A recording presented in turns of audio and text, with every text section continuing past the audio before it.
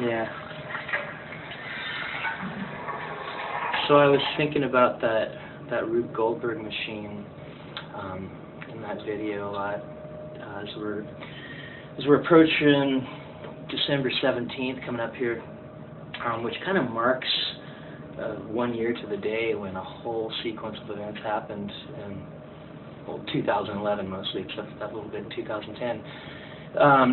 You know, and it wasn't all sort of cause and effect related necessarily. There was definitely relationships, but in another sense, it was just all these different things kind of manifesting all over the globe practically at once, at least in the course of a single year. You know, starting in December 17th, 2010, the vendor that got harassed by the police in Tunisia set himself on fire, and next thing you know, the people revolted and kicked their government out. Then that sort of passed the torch on to Egypt, where cops beat a kid to death, and another kid started a Facebook page that it grew to such an extent that next thing you know, you had people, like, I don't know, 1 million people, or a bunch of people in Tahrir Square, and starting on January 25th of this year, and in the course of 18 days, deposed the U.S.-supported dictator of 30 years. Immediately thereupon, we had the Wisconsin Capitol protests where people were actually bringing sleeping bags in and protesting Scott Walker, the governor, and his union-busting strategies. And that whole movement peaked at like 100,000 people at its height. And it was interesting because they were actually there was some mutual support between Wisconsin and the folks in Egypt that was actually pretty beautiful. A lot of people don't know about Los Indignados, which started in May of this year. That also peaked at 100,000 at its height, and that one's still ongoing. You know, people standing up for the same thing. We're all standing up. And there was also the thing in Chile, big uprising with regards to their education system down there. So all over the world, this stuff is already happening. And the way that Occupy was sort of thrown together as a bunch of elements coming from these different events around the world, it was started actually by the Adbusters Foundation in Canada, who are the folks behind those nice magazines you might have seen.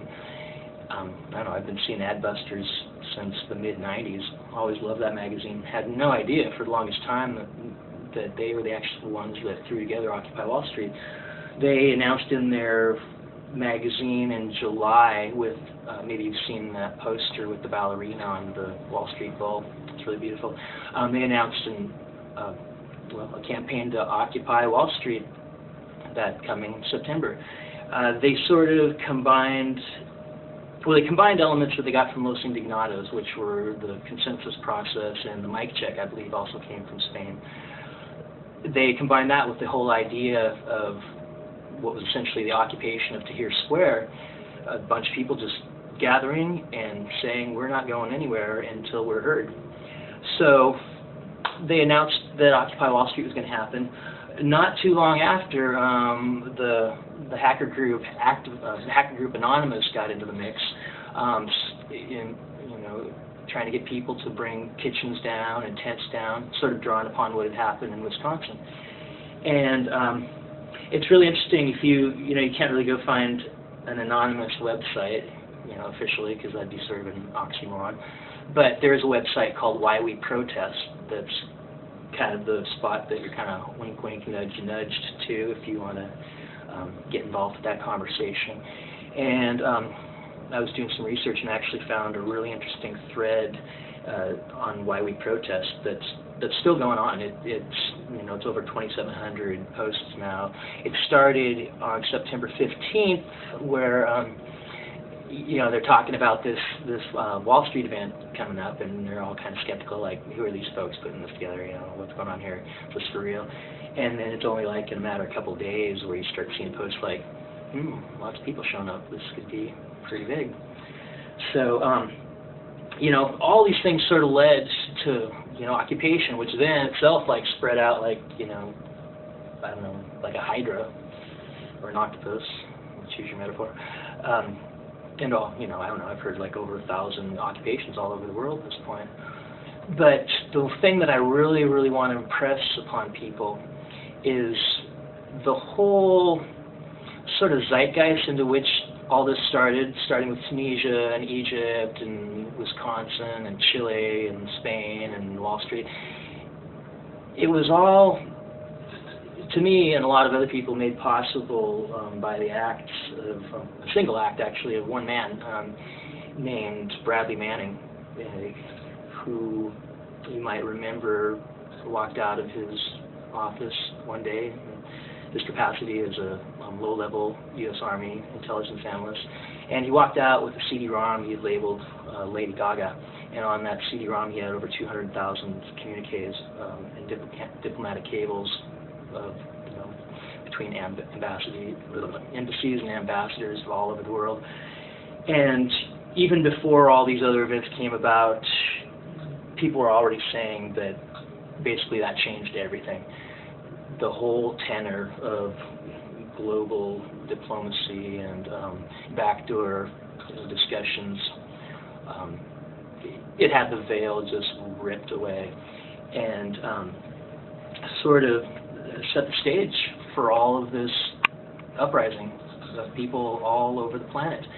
And you might remember Private Manning was summarily arrested, thrown into solitary confinement, held in Quantico Marine Corps Base under what many consider to be torturous conditions, psychological torture, which is torture. Just ask John McCain about what solitary confinement can do to a person's morale and sanity. They wouldn't let him wear his clothes other than his skivvies overnight, because for his own safety, of course.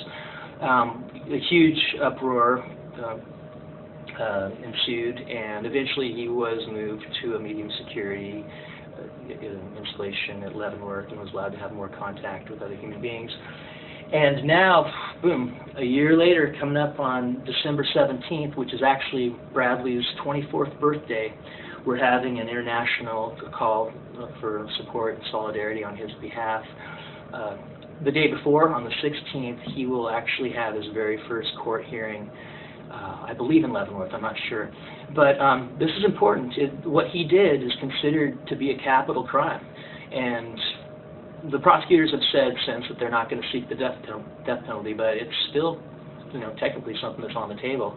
All for this one act of courage that basically brought us to where we are today in many ways.